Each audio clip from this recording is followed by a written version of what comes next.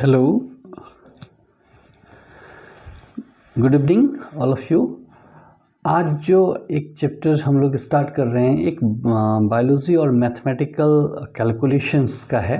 चूँकि इसका नाम बायोमेट्री है और इसमें ये जो सिलेबस है आपके अभी जो सेशंस चल रहे हैं उसमें 20 to 25 जो ऑनर्स के सेशंस हैं उसमें है। ये एमएससी में भी है। एक पेपर एसेंशियल होता है बायोमेट्री का, चूँकि ये बायोलॉजिकल फील्ड से रिलेटेड डाटा का एनालिसिस करता है। ठीक है, तो थोड़ा सा मैं आपको सिलेबस दिखा देता हूँ कि एक्चुअली में बायोमेट्री आपको कहाँ पे है, तो उसके हिसाब से थोड़ा सा इजी हो जाएगा। ये आपका पार्ट 2 का सिलेबस है जिसमें पेपर 4 जो है ग्रुप पेपर 4 का ग्रुप ए जो है, पेपर 3 पेपर 4 अभी के जो पार्ट 2 में है उसमें पढ़ना है। तो बायोमेट्री ऐसा सब्जेक्ट है जो बायोमेट्री है, मतलब ये स्टैटिकल कैलकुलेशंस है बायोलॉजिकल डाटा का। स्टैटिक्स को यूज़ किया जाता है इसमें। तो इसमें जो 4th पेपर है जूलॉजी में, उसमें रिप्रोडक्टिव बायोलॉजी एक ग्रुप में है और एक ग्रुप पूरा जो है वो बी आपका बायोमेट्री है। और ए ग्रुप बी और बी ग्रुप को मिला के आपको टोटल 5 क्वेश्चंस का जवाब देने हैं। और 5 क्वेश्चंस में ये नेसेसरी है कि आप हर एक ग्रुप से केवल दो तो एसेंशियल है कि ये आप 2 तो क्वेश्चन बनाइए ही, एक और किसी ग्रुप से बनाइए तो टोटल 5 हो जाएगा। मतलब एक ग्रुप से आप 3 बना सकते हैं और एक से मिनिमम 2 तो बनाना ही पड़ेगा। इसलिए बायोमेट्री सबको पढ़ना है। जो सीनियर्स बच्चे भी हैं उनके लिए भी बायोमेट्री ज़रूरी है, क्योंकि मास्टर्स में भी जाइएगा तो एक पेपर आपको बायोमेट्री पढ़ना है, क्योंकि कैलकुलेशंस जो है बायोलॉजिकल डाटा का वो हर एक जगह ज़रूरत है जिसमें बायोमेट्री को यूज़ किया जाता है। तो आप नेट का एग्ज़ाम दीजिए, आगे का जो भी है गेट दीजिए, सबके सिलेबस में बायोमेट्री है। तो बायोमेट्री में क्या क्या पढ़ना है वो देख लेते हैं। स्टैटिकल डाटा का एनालिसिस है ये। इसमें आपको मीन मीडियन मोड्स पढ़ना है, स्टैंडर्ड डेविएशन और स्टैंडर्ड एरर पढ़ना है, एनालिसिस ऑफ वेरिएंस पढ़ना है, probability distribution and their properties को देखना है, ची स्क्वायर टेस्ट और स्टूडेंट टेस्ट, ये तो बहुत जगह मतलब पूछते हैं। कोरिलेशन है और रिग्रेशन है। तो चूँकि बायोलॉजी वाला का मैथमेटिक्स थोड़ा सा वीक होता है, नहीं शुरू से ही वीक होता है, इसलिए तो सर बायोलॉजी लिए हैं, उसमें फिर से सर मैथमेटिक्स आ गया।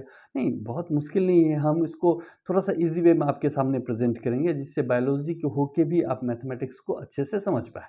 ये टोटल मैथ हम इसमें नहीं लगा, बायोलॉजी का मैथ है, थोड़ा सा इजी होगा, बट आप थोड़ा सा पेशेंस रखना पड़ेगा। कुछ भी सीखना है तो थोड़ा सा पेशेंस रखिए। मैं बच्चों को बोलता हूँ, बिना पेशेंस के आप नहीं सीख सकते। तो अगर आप इस चैनल पे नए हैं तो सब्सक्राइब कर सकते हैं, और अगर पुराने हैं तो वीडियो को अंत तक ज़रूर देखेंगे जिससे आपको समझ में आए। और चूँकि समझना है तो टाइम देना पड़ेगा ना, सिंपल सी बात है। आप बहुत जल्दी भाग के अपना टाइम नहीं निकाल सकते। तो चलिए हम टाइम को इसी में यूज़ करते हैं। ये आपका ये है बायोमेट्री है। इसमें पहला टॉपिक्स हम मीन मीडियन और मोड को लिया है। तो मीन मीडियन मोड अभी जो बच्चे स्टार्ट कर रहे हैं, जो नए बच्चे हैं, अभी आपको बहुत कन्फ्यूज़न हो रहा होगा, क्या है सर, कैसे है। लेकिन बहुत सिंपल तरीके से एग्जाम्पल के साथ हम आपको एक एक ईच वर्ड को समझाएंगे तो बहुत इजी होगा। एग्ज़ाम मैथमेटिक्स है तो थोड़ा सा एग्जाम्पल आ जाएगा तो आपके लिए बहुत इजी हो जाएगा। बस पेशेंस से आपको मैटर्स को समझना है। एक बार में अगर आप नहीं समझ पाए तो आप कमेंट बॉक्स में भी लिख सकते हैं कि सर ये पॉइंट में हमको प्रॉब्लम है, हम उसको फिर से देखेंगे, ठीक है। या आप मल्टीपल टाइम्स उसको थोड़ा सा देखेंगे तो उस पॉइंट को जहाँ पे आपको नहीं समझ में आएगा तो आप देखेंगे तो आपको समझ में आएगा।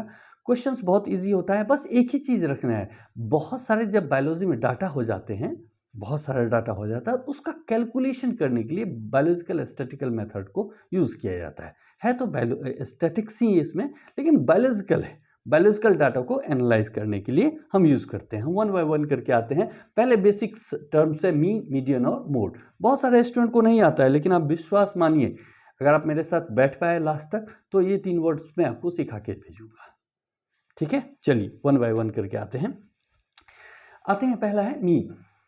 तो ये 3 जो है वो क्या है, mean median modes are major used in statics to describe the central tendency और टिपिकल वैल्यू। एक डाटा होता है, ठीक है, 2 4 5 10 जो भी आप कैलकुलेट करेंगे, तो इसमें एक सेंट्रल टेंडेंसी जो है उसको निकालना होता है। बोलेंगे ये क्या है, हाँ, इसी को बोलते हैं मीन, मीडियन और मोड। क्या है सेंट्रल टेंडेंसी किसी भी डाटा का, उसको हम एक बाय एक करके एक्सप्लेन करते हैं। पहला आते हैं मीन पे, ठीक है। तो मीन बोलेंगे सर ये एवरेज है, नथिंग एल्स। एवरेज क्या है वो देखते हैं। एवरेज क्या करते हैं, जैसे हमको अगर ये डाटा दिया हुआ है अगर मान लीजिए कि आपके पास ये डाटा है 1 2 3 4 और 5, बोलेगा इसका एवरेज निकाल दीजिए। नहीं, इसका क्या निकालिए, एवरेज निकाल लीजिए। तो आप क्या करेंगे, 1 को जोड़ देंगे 2 के साथ, 2 को जोड़ देंगे 3 के साथ, 3 को जोड़ देंगे 4 के साथ, 4 को जोड़ देंगे 5 के साथ, और जितना नंबर है 1 2 3 4 5 तो डिवाइड कर देंगे 5 से। बोलेंगे सर यही हो गया एवरेज। एवरेज ऐसे ही निकालते हैं ना? नहीं, हाँ देख लीजिए ना, तो कितना हो जाएगा 2 1 3 3 6 4 10 5 15 15 डिवाइडेड बाय 5 5 3 जा 15, ये 3 आ गया। 3 इसका एवरेज हुआ। नहीं, तो ये जो डाटा है इसमें मीन यही वैल्यूज है, ये मीन ही है एक्चुअली में, इसी को मीन बोलते हैं। बोलेंगे सर एवरेज था, हाँ ये एवरेज था। देखिए ना ये क्या है, देखिए the mean often referred to as average is calculated by summing up all the values in data set. Summing up मतलब होता है जोड़ना। आप सारे एक कोई ये डाटा, इसको हम डाटा सेट बोल रहे हैं। डाटा कुछ सेट कोई नहीं है, कोई डाटा जो आपको दिया हुआ है that is called data set, ठीक है। एक डाटा सेट आपको दिया हुआ है, बोलता है इसका summing up all the values in data set and even divide the sum by the total number of the values. Total number मतलब ये 1 हो गया, ये 2 हो गया, ये 3 हो गया, ये 4 हो गया, 5, तो 5 नंबर है ना, 1 2 3 4 5 5 नंबर हैं, तो आप 5 से डिवाइड कर दिए, द एवरेज इज 3, तो 3 इज द मीन। सिंपल है ना? पढ़िए क्या? नहीं तो देख लीजिए। फिर एग्जांपल्स हमने इसमें दिखाया है। Consider the following data numbers are 5 7 9 12 और 15। ये अगर डाटा नंबर है या डाटा सेट है, इसका आपको दिया रहेगा क्वेश्चंस में, एक डाटा सेट दिया रहेगा, उसका मीन्स निकालना होगा। तो आप क्या करेंगे, डाटा सेट को जोड़ देंगे, सम अप कर देंगे, समिंग अप जोड़ देंगे। देखिए जोड़ा हुआ है 5 7 9 12 और 15 को जोड़ दिया। और नंबर देख लीजिए कितना नंबर है, ये 1 हुआ, ये 2 हुआ, ये 3 हुआ, ये 4 हुआ, ये 5 हुआ। हाँ 5 से डिवाइड कर दिया, यही 5 क्यों लिखे हैं, सो क्लियर है। अब इसको टोटल करेंगे तो 48 डिवाइडेड बाय, इसको ये डिवाइड करके निकालेंगे तो 9.6। Therefore the mean is the database is 9.6। तो मीन इसका क्या हुआ, हम लोग बोलते थे एवरेज सर, हाँ एवरेज को ही मीन बोल रहे हैं यहाँ पे। अब आपके पास कोई डाटा सेट दे दे तो जितना नंबर है इसको गिन लीजिए, 1 2 3 4 5 6 भी हो सकता है, 10 भी हो सकता है, सबको प्लस करके उतना नंबर से डिवाइड कर दीजिए, जो रिजल्ट आता है आपका वही इसका मीन है। आई होप आपको मीन क्लियर हो गया होगा। तो मीन में आपको सिर्फ और सिर्फ एक डाटा सेट चाहिए, आप उसका मीन निकाल सकते हैं, टोटल को जोड़ के डिवाइड, जितना नंबर है उतना से डिवाइड कर दीजिए। क्लियर हो गया? हाँ सिंपल है, बहुत मुश्किल नहीं है। चलिए, तो आई होप ये सेट क्लियर हो गया होगा। कोई भी अब ऐसा नहीं कि ये इसमें अब कुछ भी डाटा सेट दे दे, हाँ इसमें बहुत ज़्यादा आपको प्रॉब्लम नहीं होना चाहिए। I hope so. चलिए नेक्स्ट पॉइंट आते हैं हम लोग मीन के बाद। दूसरा पॉइंट है आपका मीडियन। मीडियन मतलब जनरली होता है बीच का, मिडिल में कौन है।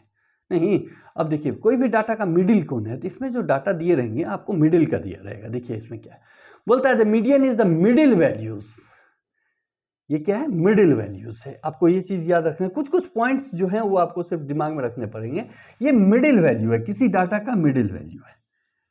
इसमें भी एवरेज निकालते हैं, ठीक है। कैसे निकालते हैं देखिए, in a data set when the values are arranged in ascending और डिसेंडिंग ऑर्डर। तो आपको मीडियन निकालने के लिए डाटा को आइदर असेंडिंग ऑर्डर में सेट करना पड़ेगा या डिसेंडिंग ऑर्डर में सेट करना पड़ेगा। डाटा कैसा भी लिखा हुआ है तो आप मीन निकाल सकते हैं, लेकिन मीडियन निकालने के लिए एक ऑर्डर आ गया कि आपको डाटा को सेट करना पड़ेगा, आइदर असेंडिंग ऑर्डर में और डिसेंडिंग ऑर्डर में, ठीक है। असेंडिंग ऑर्डर होता है बढ़ते हुए क्रम में, नहीं इंक्रीजिंग ऑर्डर। असेंडिंग ऑर्डर को क्या बोलते हैं, इंक्रीजिंग ऑर्डर। और डिसेंडिंग ऑर्डर को बोलते हैं डिक्रीजिंग ऑर्डर, घटते हुए क्रम में। जैसे ये अगर पहाड़ है तो ऐसे असेंडिंग ऑर्डर होगा, यहां से गिर रहे हैं तो डिसेंडिंग ऑर्डर होगा। जैसे ये डाटा है 2 के बाद 4 है, 4 के बाद 5 है, 5 के बाद 7 है, 8 है, तो ये असेंडिंग ऑर्डर होगा, ये बढ़ते हुआ क्रम है। और ये क्या है, डिसेंडिंग ऑर्डर है, ये क्या हो, घटता हुआ क्रम है। लेकिन एक सीरियल होना पड़ेगा, आपको अरेंज करना पड़ेगा। इसका मतलब है इधर से इधर जा रहे हैं तो 4 के बाद ही 5 होगा, क्योंकि असेंडिंग है। 5 पहले या 4 बाद में हो जाएगा, तब आपका मीडियन, ये मीडियन जो है वो गड़बड़ हो जाएगा, नहीं निकलेगा। तो बोलेंगे ये तो सिंपल है सर, डाटा को अरेंज कर लेंगे। हाँ, अरेंज कर लेंगे, बहुत सिंपल है, कोई मुश्किल नहीं है। बोलता है if there is an even number of values, the mean is the average of the two middle values. बोलता है कि अगर आपका इवन नंबर है, इवन नंबर कहने का मतलब होता है 6, 8 नहीं, जो 2 से डिवाइड हो जाए, that is called even number. ये देख रहे हैं, एन इवन नंबर। तो इसमें देखिए डाटा सेट कितना है, 1 2 3 4 5 6 है ना। तो अगर इवन नंबर है तो 6 है, तो बोलता है कि ये मीडियन जो है वो बीच का 2 वैल्यूज जो है उसका एवरेज होगा। तो बीच का दो कौन कौन वैल्यू होगा देख लीजिए। पहले तो इसको असेंडिंग ऑर्डर पे ये अरेंज ही है, जैसे ये डाटा सेट आपको दिया हुआ है, ठीक है। तो ये डाटा सेट है, तो डाटा सेट से डायरेक्ट आप मीडियन निकालेंगे तो गलती हो जाएगा। मीडियन निकालने के लिए आपको इसको आइदर असेंडिंग ऑर्डर रखना है या डिसेंडिंग ऑर्डर रखना है। जैसे यहाँ पे मैंने आपको दिखाया है असेंडिंग ऑर्डर में अरेंज किया है, तो ये डाटा दिया हुआ है, इसको आप असेंडिंग ऑर्डर में अरेंज कर लीजिए। यही एक ट्रिक है। मीन आप इसको भी जोड़ के निकाल सकते हैं। मीन निकालेंगे तो क्या होगा, 1 2 3 4 5 6, इतना को सबको प्लस कर देंगे और 6 से डिवाइड कर देंगे, ये हो जाएगा इसका मीन, ठीक है। लेकिन अगर मीडियन निकालना है तब इसको आप पहले अरेंज करेंगे। तो असेंडिंग ऑर्डर में अरेंज किया हुआ है, तो पहले क्या होगा 2, उसके बाद 4, उसके बाद 5, मतलब बढ़ते हुए क्रम में, उसके बाद 7, उसके बाद 8, उसके बाद 10। तो ये क्या हुआ, बढ़ते हुए क्रम में इसको आपने अरेंज किया। और अगर वैल्यू इवन है तो बीच का जो डाटा है मिडिल वाला, देखिए ये मिडिल वाला 2 डाटा है, इधर भी 2 इधर भी 2। तो मिडिल वैल्यूज जो है वो क्या लिखा है कि if the data is even the median is the average of 2 middle values, 2 middle values. तो मिडिल वैल्यू क्या है, 5 और 7, तो इसका एवरेज होगा। तो ये डिवाइडेड बाय एवरेज तो ऐसे करते हैं 2, तो ये क्या हो जाएगा 12/2 इक्वल टू 6। तो 6 इज द मीडियन। कहाँ मुश्किल है, देख लीजिए। As therefore 6 value is the median of the average of the 2 middle number 5 and 7। 5 plus 7 is divided by 2 is equal to 12/6, 12/2 is equal to 6। कहाँ है, तो therefore the median of this data set is 6। हो गया answer. लेकिन अगर आप इसको arrange नहीं किए तो आप गलती कर देंगे। आप अगर इसको अरेंज नहीं किए तो गलती कर देंगे। तो मीडियन में आपको क्या याद रखना है, जनरल एवरेज। आपको मीडियन में क्या याद रखना है कि इवन वैल्यू रहेगा तो उसको अब जो भी डाटा सेट है उसको आप क्या करेंगे, अरेंज कर देंगे। अरेंज कर देंगे आइदर असेंडिंग और डिसेंडिंग। अब देखिए इधर से इधर करेंगे तब भी मिडिल वैल्यू में यही दोनों वैल्यू आया, इधर से इधर करेंगे तब भी ये मिडिल वैल्यू में यही 2 वैल्यू आया। तो इस ये डिपेंड नहीं करता कि आप असेंडिंग कर रहे हैं कि डिसेंडिंग कर रहे हैं, दोनों करेंगे वैल्यू एक ही आएगा, आपको मीडियन एक ही आएगा। आई होप आपको मीन और मीडियन क्लियर हो गया होगा, ठीक है। डरने की बात नहीं है, आप धीरे से समझिएगा। अगर नहीं समझ पाएंगे तो इसको फिर से एक बार देखेंगे। इसमें हमने सिंपल क्या किया, मिडिल का जो 2 वैल्यू है, हाँ आप याद रखिएगा नंबर इवन होना पड़ेगा। नंबर इवन कहने का मतलब 1 2 3 4 5 6 डाटा दिया हुआ है, 6 में 2 इधर छोड़ दीजिए, 2 इधर छोड़ दीजिए, तो बीच का ही 2 बचा ना, ठीक है। तो मीडियन तो इसे मिडिल का वैल्यू पूछता है, तो इस दोनों का एवरेज निकालना है। तो 7 5 कितना होता है 12, 12 को एवरेज करेंगे तो divide by 2 equal to 6 answer. Simple है, कोई याद नहीं करना है आपको, कोई भी डाटा सेट रहे आप निकाल सकते हैं। क्लियर है, चलिए। तो ये आपका हो गया मीडियन। अब तीसरा वैल्यू है मोड। ये मोड बहुत मुश्किल नहीं है, थोड़ा सा आपको समझना है। ये क्या है कि ये रिपीटेशन कोई डाटा का कितना, कोई डाटा सेट आपको यहाँ पे भी कोई डाटा सेट दिया रहेगा, कोई नंबर का वैल्यूज दिया रहेगा। इसमें आपको देखना है कि कितना टाइम्स कोई डाटा रिपीट है। नहीं, जैसे 2 3 बार लिखा हुआ है या 3 जो है 5 बार लिखा हुआ है, वो आपको डिटेक्ट करना है कि कौन सा डाटा कितने टाइम्स लिखा हुआ है। एज फॉर एग्जाम्पल देखते हैं, पहले इसका डिफिनेशन देख लेते हैं। बोलता है the mode is the value that appears most frequently in the database. बोलता है कि ये वो वैल्यू है जो मोर फ्रिक्वेंटली आता है किसी डाटा सेट में, मतलब कितने बार आ रहा है, एक बार, दो बार, तीन बार, चार बार, ऐसे बोलता है ये वैल्यू है, उसी को मोड बोलते हैं। क्लियर है ना? The mode is the value that appear most frequently in a data set. किसी डाटा सेट में कोई वैल्यू कितने टाइम रिपीट है। नहीं बोलेंगे सर रिपीट नहीं होगा तो मोड नहीं होगा सर, नहीं होगा। जैसे 1 2 3 4 5 6 इसका बोलेगा मोड निकालने के लिए, जिसमें कोई भी डाटा रिपीट नहीं है, इसके लिए इसका मोड 0 होगा। हाँ बहुत ही सिंपल है, आप देखिए तो आपको आ जाएगा। बोलते हैं a data set can have one mode, एक मोड भी हो सकता है, मोर देन वन मोड, एक से ज्यादा मोड भी हो सकता है, या नो मोड, नहीं भी हो सकता है मोड। क्योंकि अगर डाटा सेट में कोई नंबर रिपीट नहीं है तो उसका नहीं होगा। तो हम 1 बाय 1 करके आते हैं कि किसका 1 होगा, किसका 1 से ज्यादा होगा, किसका नहीं होगा। 3 कंडीशन है, तीनों कंडीशन हम आपको दिखा देते हैं आपको इजी के लिए। अब देखिए ये एक डाटा सेट है जिसमें दिया हुआ है 35257285। अब इसमें बोला है क्या कि मोस्ट फ्रीक्वेंटली रिपीट। तो मोस्ट फ्रीक्वेंटली रिपीट देखिए 5 जो है 1 टाइम्स रिपीट हुआ है, 2 टाइम्स रिपीट हुआ है, 3 टाइम्स रिपीट हुआ है। और कोई डाटा रिपीट है? बोलेंगे सर 2 जो है वो 2 टाइम्स रिपीट हुआ है। तो हम ये तो 2 ही टाइम्स रिपीट हुआ है, 1 और 2। ये तो 3 टाइम्स रिपीट हुआ है, नहीं। तो जो ज्यादा बार रिपीट हो, ठीक है, इसमें ज्यादा बार कौन रिपीट हुआ है? 5। इसीलिए इसका जो ये मोड हो जाएगा वो क्या हो जाएगा? 5। अरे सिंपल है यार, कोई दिक्कत नहीं है। देखो ना, इन this data set the number 5 repeats most frequently, मतलब 2 से ज्यादा है। 2 जो है वो 2 ही बार रिपीट है, और 5 जो है 3 टाइम्स रिपीट है। तो ये मोस्ट फ्रीक्वेंट टाइम जैसे 3 times, so the mode of this data set is 5। Clear है?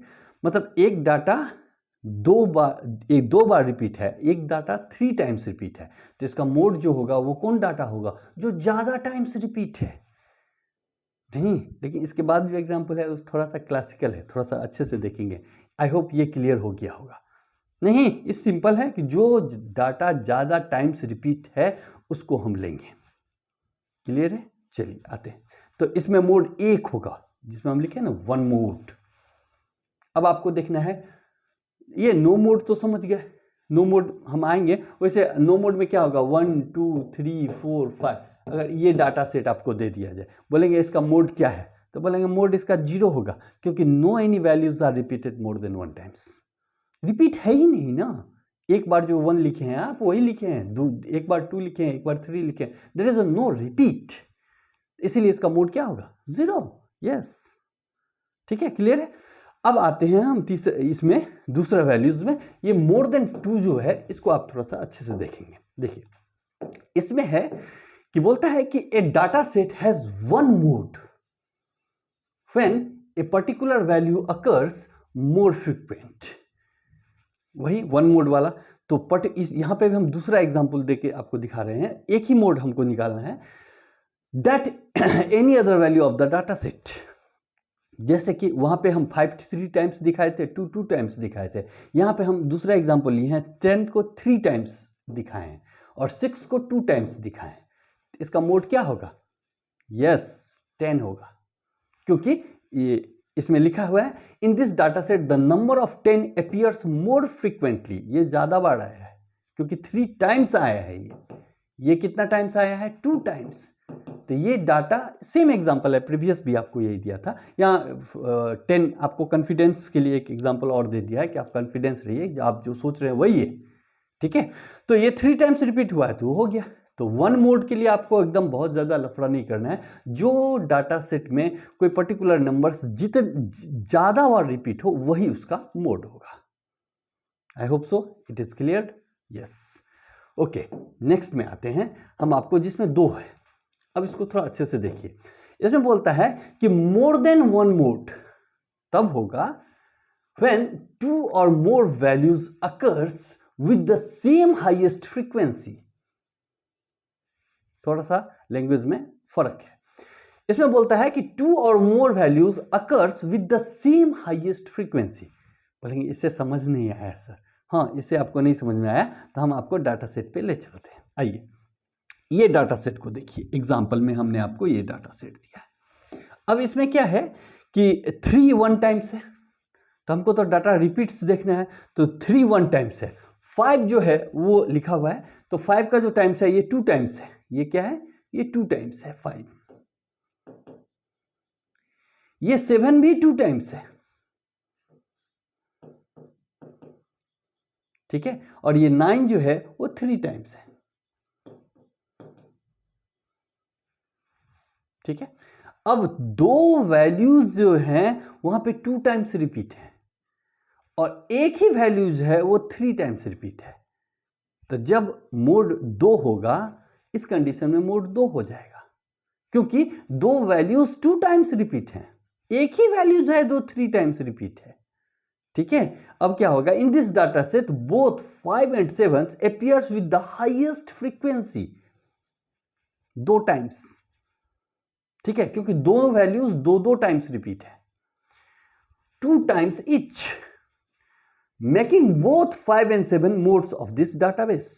इसीलिए इसको हम 5 7, इसका दो मोड होगा, एक तो 5 होगा और एक क्या होगा? 7 होगा। ये डाटा, ये 3 टाइम्स होने सबसे ज्यादा बोलेंगे तो ये है, लेकिन 2 टाइम्स वाला दो वैल्यूज है, इसीलिए हम 3 टाइम्स वाले को नहीं ले रहे हैं मोड में। यही एक क्लासिकल है जो आपको कभी फंसा सकता है, ठीक है। तो जो सेट कम भी हो लेकिन उसका नंबर ऑफ रिपीट्स ज्यादा हो तो हम उसी को लेंगे। यहां पे दो डाटा सेट है, सॉरी एक डाटा सेट में दो नंबर्स जो हैं वो 2 टाइम्स रिपीट हैं, एक ही नंबर है जो 3 टाइम्स रिपीट है, इसीलिए इसका ये जो वैल्यूज है वो क्या हो गया? ज्यादा हो गया। यही इसका मोड हो गया।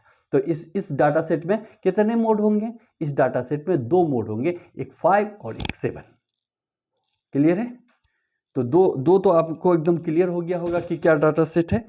उसके बाद आते हैं हमको ये दो डाटा से, एक है इसमें नो मोड।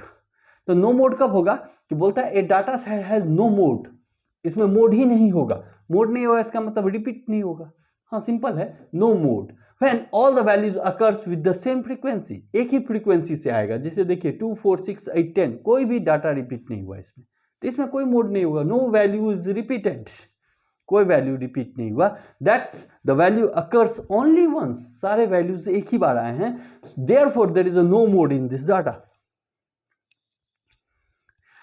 तो आपको मीडियन समझ में आया, ठीक है। आपको मीन समझ में आया, मीडियन समझ में आया, मोड समझ में आया। मोड के 3 टाइप्स हैं वो आपको समझ में आया।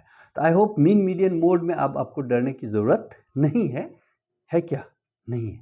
हाँ, अगर आप सिर्फ एग्जाम्पल जो है एक दो बार देखेंगे, कुछ क्वेश्चंस को प्रैक्टिस करेंगे, जो आपका बुक्स आपने खरीदा होगा गेस्ट पेपर्स उसको पढ़ेंगे, कुछ किताब को पढ़ सकते हैं, क्लैरिटी के लिए क्वेश्चंस को बना सकते हैं, ठीक है। आई होप ये बेसिक्स है। इससे जब इसको आप पढ़ेंगे ना, बेसिक्स आप देखिए, कोई भी जो लर्निंग का प्रोसेस है उसमें बेसिक्स को अच्छे से सीखना बहुत ज़रूरी है। अगर आपका बेसिक्स अच्छा है मतलब ज़मीन अच्छा है, मतलब नींव अच्छा है, तो आप पढ़ के बहुत सारी चीज़ उस पर लोड कर सकते हैं, ठीक है। जैसे मकान का नींव अच्छा होता है तो आप कितना तल्ला भी ठोक लीजिए, कोई फर्क नहीं पड़ता। लेकिन नींव ही बेकार हो, बेस अच्छा नहीं होने से आप उस पर और लोड नहीं डाल सकते। मतलब अगर आपका बेस अच्छा नहीं है तो आप बुक्स को पढ़ेंगे तो आपको समझ में नहीं आएगा। बेस अच्छा है तो आपको समझ में आएगा। अगर आपको स्टिल नहीं समझ में आता है, इसका मतलब और इसमें थोड़ा सा इनपुट डालना है आपको। हड़बड़ाने से नहीं होगा, बी पेशेंस, क्वेश्चन को ट्राई कीजिए, आपको बनेगा, बहुत मुश्किल नहीं है, ठीक है। तो ये डाटा सेट आई होप ये क्लियर हो गया है। तो इसका समरी है कुछ, क्या है समरी? बोलता है कि दीज मेजर्स, मतलब मीन, मीडियन और modes provide different insights into the central tendency of A data set and help in understanding the distribution and characteristic of data. लेकिन ये डाटा कैसा होगा? बायोलॉजिकल होगा, ठीक है। ये डाटा कैसा है? यहाँ पे ये बायोस्टैटिक्स है, तो ये बायोलॉजिकल डाटा होगा इसमें, ठीक है। तो इसी के साथ हम थैंक यू बोलेंगे आपको कि आप इतना देर वेट किए, देखे। अगर आप इस चैनल पे नए हैं और आपको इंफॉर्मेटिव चाहिए, साइंस का जो इंफॉर्मेटिव ये है सब्जेक्ट है, क्योंकि हम लोग इसमें पढ़ते हैं, तो आप किसी भी लेवल पे हैं, चाहे वो इंटरमीडिएट लेवल से लेके पीजी लेवल तक का, नेट लेवल तक का एग्ज़ाम्स जो है, इसमें बेसिक्स जो है आपको क्लियर कराया जाता है, बेसिक्स टू एडवांस। तो ये चैनल है, आप सब्सक्राइब कर सकते हैं, लेकिन सब्सक्राइब करने के साथ साथ आप बेल बटन को जरूर दबा लीजिए, क्योंकि नोटिफिकेशन इससे आएगा, सिर्फ सब्सक्राइब करने से नहीं होगा। और जो सब्सक्राइब किए हैं और बेल बटन को नहीं दबाए हैं उनको नोटिस नहीं जाता होगा। तो आप नोटिस दबा लेंगे ना, तो आपके क्लास का जो सब्जेक्ट अगर पढ़ाई होता है तो आप उसको देख सकते हैं। सबका नहीं देखना है, जो हायर लेवल है उसको नहीं देखना है, जो लोअर लेवल है उसको आप देख सकते हैं, लेकिन हायर लेवल उतना नहीं भी देखेंगे तो चलेगा। उसके बाद ये एक्टिवेशन ऑफ बेल आइकन, ये इंपॉर्टेंट है, जो आपको नोटिफिकेशन देगा। Thank you for watching. आपको जो भी प्रॉब्लम होगा आप कमेंट सेक्शन में लिखेंगे, हम आगे से उस चीज़ को चाहेंगे कि वो प्रॉब्लम आपको आगे से नहीं हो। Thank you, good night.